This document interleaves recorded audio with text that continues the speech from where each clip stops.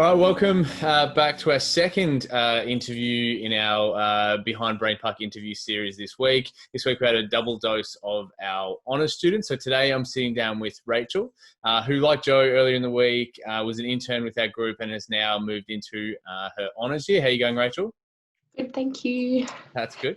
Got a good home setup with a play. Is that a Monstera in the background?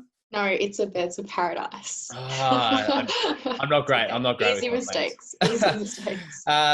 So tell us a little bit about yourself and how you got into interning with our group and then into honours. So I in my second year of psychology, I bumped into one of my old lecturers and kind of came into a really kind of casual conversation, and he said, you should email this lab, they might be interested in having an intern. So it was a big shot in the dark, but luckily BrainPark showed interest, and I began interning in my third year and went the whole year. Loved the environment, was offered to do honours there, and loving it. And so what was your, what did you do as an intern with our group? So I worked on the Conquering Compulsion study, and at the same time I worked with the BEAT team on their chronic cannabis users study. Cool. And how did that, I guess, impact what you're doing for honours? Or maybe explain like what your honours project was potentially going to be, and then and how that's, I guess, shifted through the COVID situation and us all working from home. I was really excited because I was going to kind of open up a new kind of aspect to BEAT. I was going to be interviewing the participants and asking about the behaviour change strategies that helped them complete the 12-week exercise intervention that they have to do for the study. And that was going to involve kind of like motivational interviewing, obviously one-on-one, face-to-face. That was unfortunately no longer feasible with all the restrictions started rolling out. And luckily, Beck and Karen, my supervisors, offered up a new project really quickly. So I was fortunate. And so tell us about your new project. So it's about assessing the community attitudes towards lifestyle medicine for treating mental illness and promoting mental health. So lifestyle medicine is stuff like engaging in physical exercise, diet, sleep, social connection, and meditation. So kind of things that we all know that we should do, but transitioning that to, let's focus on doing this for our mental health or mental illness rather than exercising to lose weight. And Excellent. And so is that moved on to, I guess, an online questionnaire, seeing as we're all at home at the moment. And is there anything, I guess, with the COVID situation that has kind of shifted to what you might usually ask in that kind of questionnaire? Because obviously lifestyle medicine, with us all being at home, with potentially being in lockdown, maybe not eating as well, maybe not exercising like we should. I, for one, have been potentially doing some of those things. So was there anything with the situation we find ourselves in that kind of shaped some of the questions you might be asking around that? Yeah, I think it was something we definitely considered when we were designing the questionnaire, but we really wanted kind of, I guess, the results to be translatable to, well into the future rather than saying, in this particular year.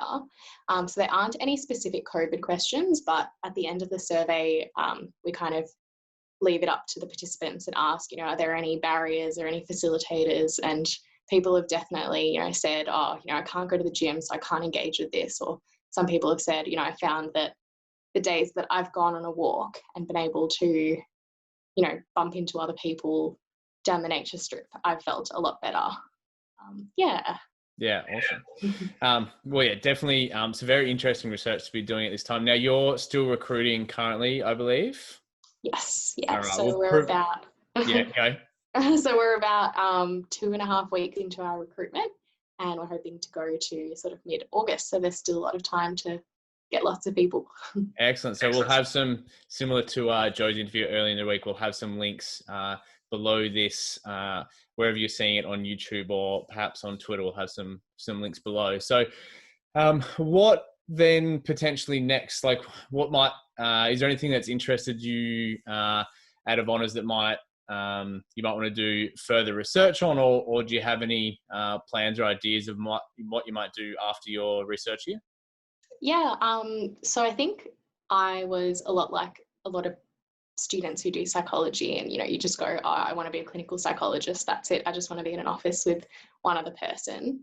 But as soon as I got involved with BrainPark, you realize that there's a lot more else that you can do. And I guess being able to do honours, you find that you have a real passion for what you're doing, and it's important for a lot of different people, rather than just the one person sitting in front of you.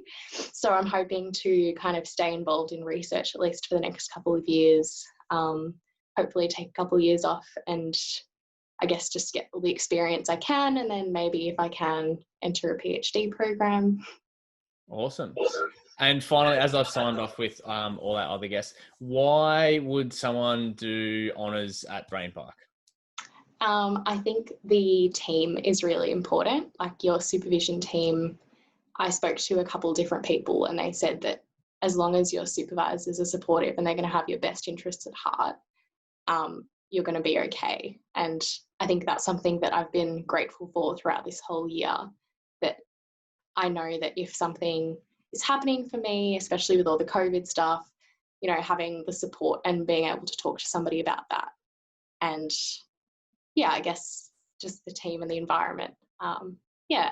And luckily I got to experience the wider team at BrainPark through my internship, and kind of all the people who make it great and I guess support you outside of that immediate supervision team. Yeah, seems to be a common theme. A lot of people are coming back to it's the team we work with. Nothing about it. The amazing facility that we have that maybe I'm slightly biased towards because I help kind of run the day-to-day of that. But thanks again for sitting down with us. Good luck with the rest of the year and finishing off your research project, and then good luck with whatever comes next in your research career.